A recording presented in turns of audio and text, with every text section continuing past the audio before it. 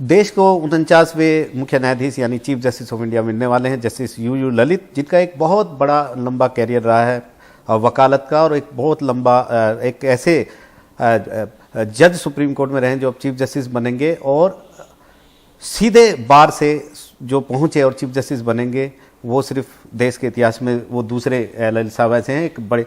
और आज हमारे साथ एनडीटीवी इंडिया पर वो हैं। सर, आपका स्वागत है एनडीटीवी इंडिया पर। Thank you. आप, क्योंकि एक बहुत बड़ी जिम्मेदारी आपको मिलने वाली है, बहुत बड़ी चुनौतियां भी आपके सामने होंगी, क्योंकि जस्टिस अभी जैसे आपने घर घर पहुंचने की कोशिश की, न्याय को पहुंचाने की गरीबों तक कोशिश की, लेकिन बतौर देश की न्यायपालिका के मुखिया बहुत सारी चुनौतियां हैं।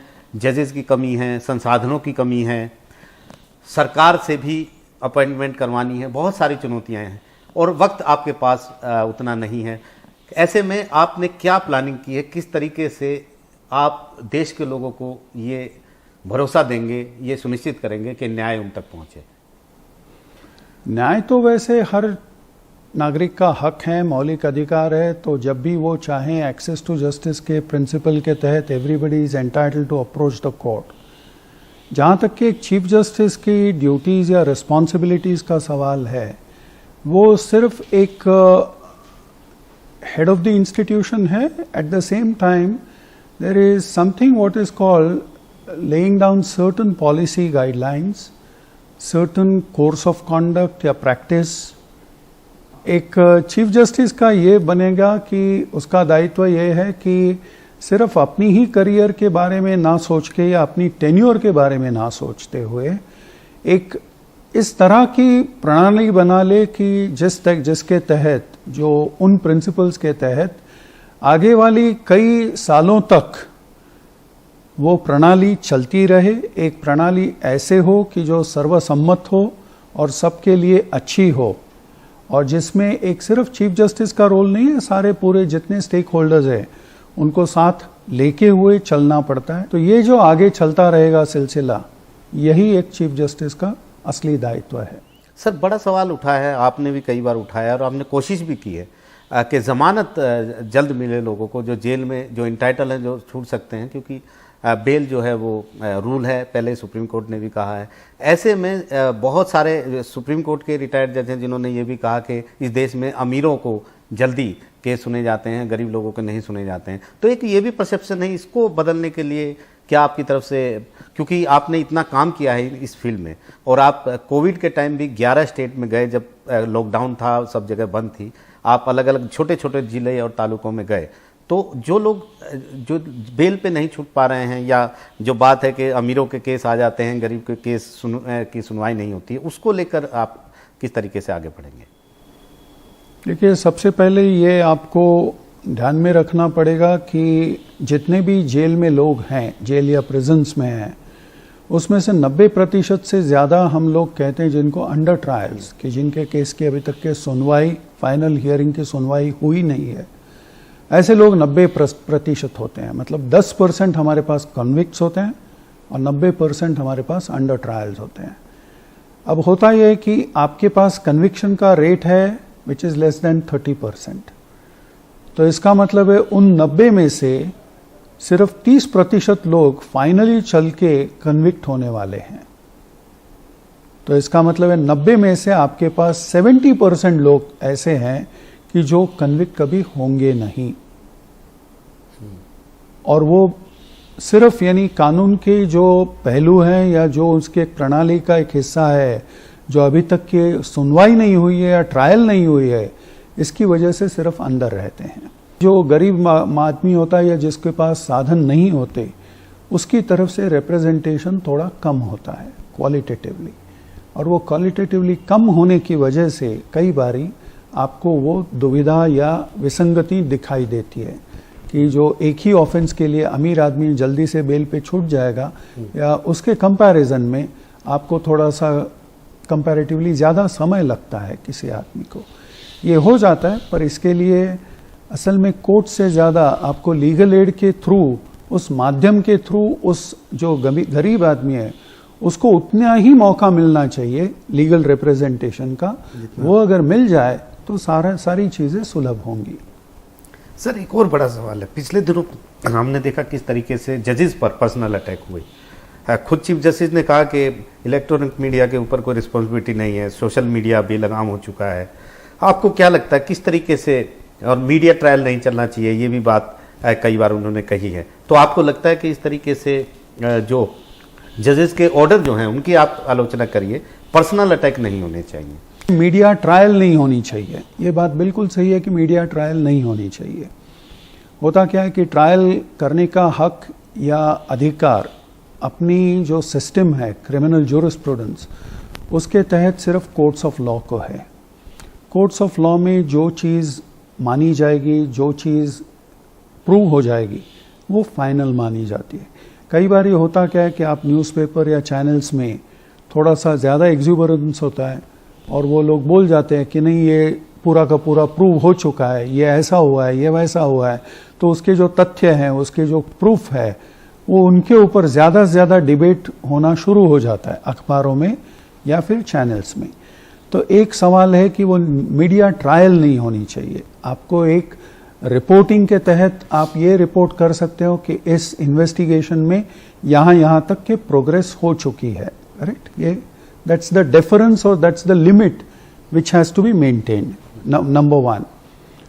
नंबर टू, आपको उतनी ही दायरे में रहना है जितना कि वो जजमेंट ने में लिखा है, या उसके ऊपर जो आलोचना करनी है उतना करो। मैं ये नहीं कहता कि आप जजमेंट या ऑर्डर्स की आलोचना ना करें, उसके ऊपर क्रिटिसिज्म ना हो। आप बेहद करो कि एक जजमेंट अगर गलत है तो एक रिसर्च के तौर पे समझ लो, अगर वो जजमेंट ने एक कानून का पहलू अगर मिस किया है या कानून का पहलू उनके नज़रअंदाज हुआ है, तो आप बोल सकते हो कि भाई ये जजमेंट ने ये फलाना फलाना जो बाइंडिंग जजमेंट है उसको मद्देनज़र नहीं रखा है, उसको नज़रअंदाज किया है, तो इसलिए ये जो जजमेंट है इसकी वैल्यू कम हो जाती है। इस तरह के जो भी डिबेट्स हैं, इस तरह के जो भी आपकी आलोचना है, that is always welcome, because that furthers the cause of justice. आगे चल के जजेस को भी समझ में आ जाता है कि शायद हमारी गलती कहाँ हुई है, करेक्ट? तो इस तरह का जो भी आलोचना है, दैट इज़ ऑलवेज वेलकम। वो जो आलोचना होगी वो एक आपका जो सिस्टम है उसको सक्षम करेगी, करेक्ट? पर एक जो दूसरे किस्म की आलोचना है कि एक जज के ऊपर आलोचना करना, वो मेरे हिसाब से नहीं होना चाहिए। एक और बड़ा सवाल है सर, बहुत सारे लोग काफ़ी साल से, कई बार, एक बार सुप्रीम कोर्ट के एक जज ने भी बोला, वो पुरानी बात है, लेकिन कि कोई जैसे लोग मानते हैं कि जब आप सुप्रीम कोर्ट में होते हैं तो आपके ऊपर सरकार का एक दखल होता है, प्रेशर होता है। आप इतने साल से, आप 2014 से यहाँ पे हैं, हम भी आपको देख रहे हैं, क्या आपको कभी लगा ऐसा कि ऐसा होता होगा या ऐसा होता है? मैं तो ये नहीं जानता और समझता भी नहीं कि ऐसा कोई प्रेशर होता है। हर आदमी अपना काम अच्छे से करें तो उसके ऊपर कोई भी प्रेशर कहीं से भी आ ही नहीं सकता असल में। अब जैसे जज की बात रही, आपके जुडिशियल इंडिपेंडेंस को एक फंडामेंटल एस्पेक्ट मान के पूरी सिस्टम ही उसी इर्द गिर्द चलती है, करेक्ट? एक जजेस को अपना जो जजमेंट है उसके ऊपर किसी की आलोचना नहीं हो। आप कॉन्स्टिट्यूशन में भी तो यही प्रावधान है कि आप पार्लियामेंट में भी, यानी आप जो डिस्कस कर सकते हो उसके लिए भी प्रावधान है कि एक जजमेंट के ऊपर आप क्या डिस्कस कर सकते हो। जज की कॉन्डक्ट आप कभी डिस्कस नहीं कर सकते, correct? Even on the floor of the house, unless and until there is an impeachment motion against him. So इतनी सारी जो प्रावधान, इतनी सारी जो प्रोविजंस दी है, वो इसलिए दी है कि एक जज को अपना कार्य करते वक्त, अपना काम करते वक्त, उसको पूरा का पूरा इंसुलेशन हो, उसको कहीं से भी अटैक या कहीं से भी प्रेशर आने का कोई चांस ही ना हो, और वो जज अपने उस प्रेशर के से बिल्कुल एकदम परे रहे, इंसुलेटेड रहे। वाले बहुत सारे जब कोई फैसले आते हैं या कुछ ऐसा होता है तो लोग, जैसे अमीर गरीब की बात हम कर रहे थे, इसी तरह कुछ लोग ये भी बोलते हैं कि एक कम्युनिटी वाले को जल्दी बेल मिल जाती है, दूसरी कम्युनिटी वाले को नहीं मिलती है। कहीं ना कहीं अदालतें भी बायस हैं, क्योंकि हमने बहुत सारे केसेस में देखा है, जब आप बेल देते हैं या बेल की कोई चीज़ें आती हैं तो उसमें जो फाइल पढ़ते हैं फैक्ट पे बात करते हैं। मैंने कई बार आपको सुना है कि आपने एक बहुत बड़े केस में, गैंगरेप केस में, उनके घर वाले कहना कुछ चाह रहे थे कोर्ट के अंदर, तो आपने कहा कि ये क्रिमिनल केस है, इसमें इमोशन बीच में मत लाइए। एक गैंगरेप दिल्ली का निर्भया केस वो था, उनके घर वाले बोलना चाहते थे। तो ऐसे में आप मतलब कभी आपको ऐसा लगता हो कि या जो परसेप्शन बनता है वही जमानत के भाई इसको जल्दी मिल गई उसको लेट मिली, तो कहाँ तक फैक्ट काम करते हैं और कहाँ तक मीडिया का या किसी का प्रेशर काम करता है? अब जैसे आप ही ने वो जो जिक्र किया, एक जो केस मेरे सामने चल रहा था, केस में ये था कि हाँ उनको डेथ सेंटेंस हुई थी, जो मुलजिम थे 3 लोगों को, और death sentence naturally the appeal against conviction was before us. तो उस कन्विक्शन के पहलू से देखते हुए उनके जो वकील साहब थे उनकी तो बहस हमने सुन ली, फिर स्टेट के जो प्रोसिक्यूटर होते हैं या स्टेट के वकील होते हैं उनकी भी बहस हमने सुन ली। जो कंप्लेनेंट होते हैं आज की तारीख में, विक्टिम या कंप्लेनेंट को भी यानी एक अपना एक अलग अस्तित्व कोर्ट के सामने या एक अलग उनका स्टैंडिंग होता है। जहाँ तक कि भी आपको मेरिट्स के ऊपर वो सबमिशंस करना चाहें तो आप हमेशा सुन लेते हैं, पर ये कह के कि भाई अब आज उस फादर की क्या हालत है, करेक्ट, उस लड़की के, उसमें गैंगरेप का सवाल था और गैंगरेप और मर्डर का। तो आज फादर की क्या हालत है, आज उनकी कंडीशन क्या है, ये जो मामले होते हैं ना, ये पॉइंट्स थोड़े से अपनी जो कक्षा है मैटर की, उसका जो एक अपना पहलू है, उसके जो लिमिट्स है उसके बाहर चले जाते हैं। अभी आपने इमोशंस और फैक्ट्स की बात जो बोली ना, तो ये जो है हमेशा हमारे सामने जो आते हैं वो हम फैक्ट्स के तौर पे ही देखते हैं, उसके पीछे वाला जो रुख है ना कम्युनिटी, हाँ, जो इमोशंस है या कम्युनिटी है या किसी का कास्ट है, क्रीड है या उसका स्टेशन इन लाइफ है, that becomes completely immaterial. You just go by the facts before you। तो मतलब आप ये कहना चाह रहे हैं कि जब एक जज कुर्सी पे बैठते हैं बिल्कुल तो वो ये नहीं देखते कि ये बिल्कुल नहीं देखता और नहीं देखना भी नहीं चाहिए। सर एक ये सवाल है कि अब दोबारा से एक बहस शुरू हुई है कि चीफ जस्टिस जो हैं वो मास्टर ऑफ रोस्टर क्यों होने चाहिए। हालांकि कॉन्स्टिट्यूशन बेंच ये 5 जजेस की कह चुकी है chief justice is master of roster, लेकिन एक बार फिर बहस शुरू हुई है। आप क्या सोचते हैं, क्योंकि आप पहले जज थे, फिर कॉलेजियम में आए, अब आप चीफ जस्टिस बनने जा रहे हैं, आपकी क्या सोच रही है? इसके लिए दूसरा ऑल्टरनेटिव क्या है? वो कह रहे हैं कि इसके लिए नहीं, आप ऑटोमेटिक सिस्टम होनी चाहिए, ठीक है, ऑटोमेटिक सिस्टम पर उसमें जो आप फीड करोगे वो कौन फीड करेगा? मतलब रोस्टर आप एक बार कहीं ना कहीं तो आप डिसाइड करोगे कि समझ लीजिए सर्विस ज्यूरिस्प्रूडेंस के मैटर्स ये फलाना फलाना कोर्ट में आएंगे, बेल मैटर्स फलाना फलाना कोर्ट में आएंगे, या आप समझ लेबर डिस्प्यूट्स इन कोर्ट्स में आएंगे। किसी ना किसी को तो डिसाइड करना पड़ेगा जी। आप जो बोल रहे हैं वो क्या, इंडिविजुअल मैटर का पिकिंग अप एंड फिक्सिंग नहीं होना चाहिए। यहां तक कि मानता हूं मैं कि एक जिसको बोलते हैं आप एक ऑब्जेक्टिव लेवल हो, ऑब्जेक्टिव आइडियाज हो, और उसी ऑब्जेक्टिव आइडियाज से ऊपर पैरामीटर्स के ऊपर लिस्टिंग हो। सर एक और बड़ी एक चीज जो हमने आपको देखा, बहुत सारे लोग बोलते भी हैं कि जब आप वकालत करते थे, कितने भी हाई प्रोफाइल केसेस हों, आपकी टोन पिच यही होता था, इसी कभी चिल्लाते हुए नहीं देखा कैसे भी केस में। फिर आप सुप्रीम कोर्ट आए, यहाँ भी कितना भी बड़ा केस हो, कितना भी गंभीर केस हो, कितना भी मुश्किल केस कुछ भी हो, आपकी कभी न पिच बदला अपनी आवाज़ का, न टोन बदला, ना कभी आप गुस्से में किसी को दिखाई दिए। लोग जानना चाहते हैं कि हमारे जो चीफ जस्टिस बनेंगे वो अपने धैर्य को, अपने संयम को कैसे रोकते हैं? एज ए ह्यूमन बीइंग गुस्सा भी आता होगा कभी कभी आपको। देखिए, मैं भी उतना ही अच्छा या बुरा इंसान हूं जैसे हर सिटीजन होता है। हर सिटीजन को कभी ना कभी गुस्सा आता है, कभी ना कभी नहीं आता है। सिर्फ उस गुस्से पर अपना कंट्रोल रखना और अपनी जो इमोशंस है उनके ऊपर कंट्रोल रखना। जैसे मैंने अभी अभी आपके एक सवाल का जवाब देते हुए बोला, आप अपने सिर्फ फैक्ट्स के ऊपर ध्यान दे दो। आप जब फैक्ट्स के ऊपर ध्यान दे दे तो किस तरह से वो फैक्ट्स पेश आए हैं, या किसी ने आवाज़ बढ़ा चढ़ा के पेश किए हैं या कैसे पेश किए हैं, इसके ऊपर यानी these are all frills essentially. आप सिर्फ फैक्ट्स के ऊपर ध्यान दे दो।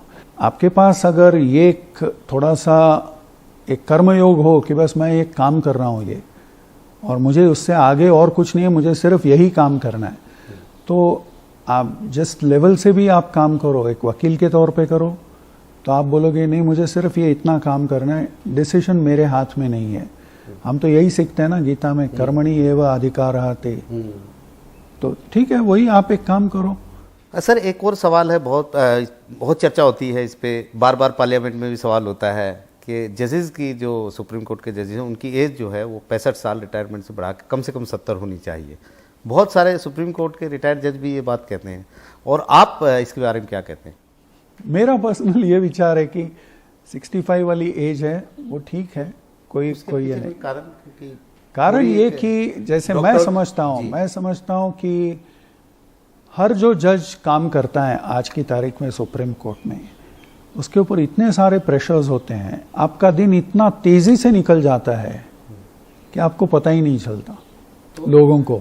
और होता यह है कि इसमें जैसे मैं मेरे इस पे बोलूं, मेरे पे ज्यादा प्रेशर आ जाए तो मेरे फर्स्ट कैजुअलिटी होती है मेरा मॉर्निंग वॉक, कि वो वॉक बाजू में रह जाता है कि आप बोलते हो नहीं मुझे ये मैटर्स पढ़ने हैं। तो इसलिए होता क्या है कि आप हेल्थ के ऊपर अपना ध्यान कम रखते हो। हमारे यहाँ जो डॉक्टर श्यामा गुप्ता है, सुप्रीम कोर्ट क्लिनिक के इंचार्ज, वो पिछले 20-25 साल से हैं वो उधर। तो उन्होंने एक बड़ी मज़ेदार बात कही थी। उन्होंने कहा था कि हमारे साथ जितने भी जज साहब आते हैं और जो 5-6 साल या 8 साल के बाद जो रिटायर होके निकल जाते हैं, तो जो हेल्थ कंडीशन उनकी आते वक्त होती है उससे कई गुना बिगड़ी हुई कंडीशन में वो रिटायर होके निकल जाते हैं। एक और सर, आप देश के मुख्य न्यायाधीश बनेंगे, पूरे देश की निगाहें आपके ऊपर हैं। देश के हर नागरिक को, चाहे अमीर हो, गरीब हो, छोटा हो, बड़ा हो, किसी भी धर्म का हो, उसको as a chief justice of India, मुख्य न्यायाधीश, आप क्या भरोसा दिलाना चाहेंगे? भरोसा सिर्फ चीफ जस्टिस के तौर पे नहीं, पूरी की पूरी न्याय प्रणाली का भरोसा है। न्याय प्रणाली इस आधार पर है कि एक रूल ऑफ लॉ हमेशा चलता रहे, और सारी कम्युनिटी जो है, कहीं ना कहीं हर ह्यूमन कॉन्टैक्ट्स में डिस्प्यूट्स आने ही वाले हैं। जहां पर भी ह्यूमन इंटरैक्शन होगी, there is bound to be some kind of some difference. उन डिफरेंसेस को तुरंत हल करना, और वो हल हो सकते हैं, ये विश्वास पैदा करना, ये न्याय प्रणाली का काम है। तो आप विश्वास दिलाना चाहेंगे कि बिल्कुल वही होना चाहिए, स्वतंत्र है, आजाद है और सबके साथ है। बिल्कुल सही जी।